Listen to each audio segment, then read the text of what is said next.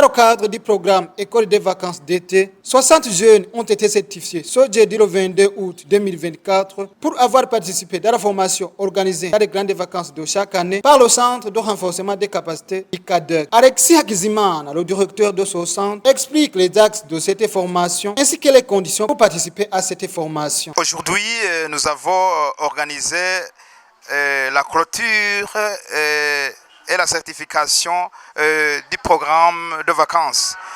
C'est un programme qui est organisé chaque année. Aujourd'hui, nous sommes à la 4e promotion. Chaque année, nous organisons ce genre de formation. C'est une formation qui est axée sur l'informatique de télécommunication, sur le français, sur l'anglais.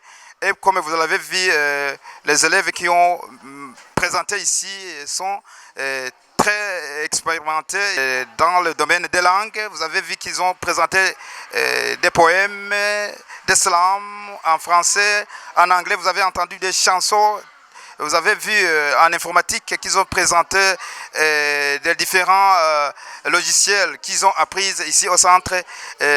Vous avez vu aussi qu'ils sont très contents et très courageux et qu'ils sont satisfaits de la formation qu'ils ont reçue ici. Ce programme de l'école de vacances avait rassemblé 60 jeunes de l'école fondamentale et post-fondamentale.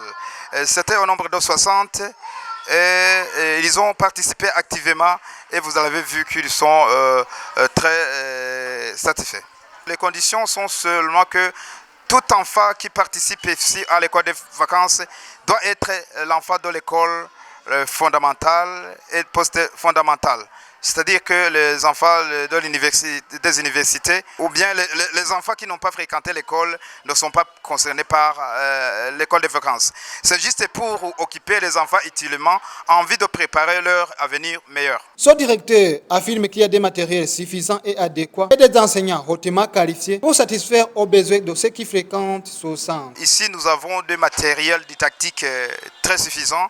Et en anglais, comme en français, nous avons des livres, nous avons d'autres matériels didactiques nécessaires. Il y a des radios pour listening, pour la formation, pour que les élèves puissent comprendre, s'exprimer, les tons de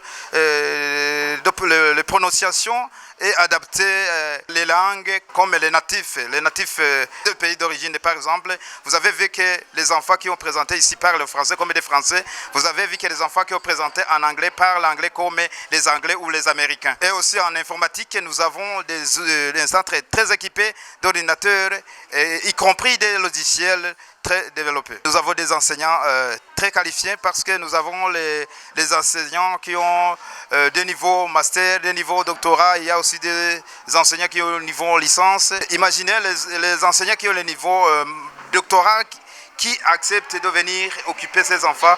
C'est juste pour manifester un sentiment aussi d'humanité, pour développer les capacités en vue d'arriver au paiement meilleur de l'humanité, de l'East Africa Community et du monde en particulier. Ce centre a vu le jour en 2019 sous l'initiative des étudiants et a terminé le cycle de master dans le but de contribuer au développement du pays.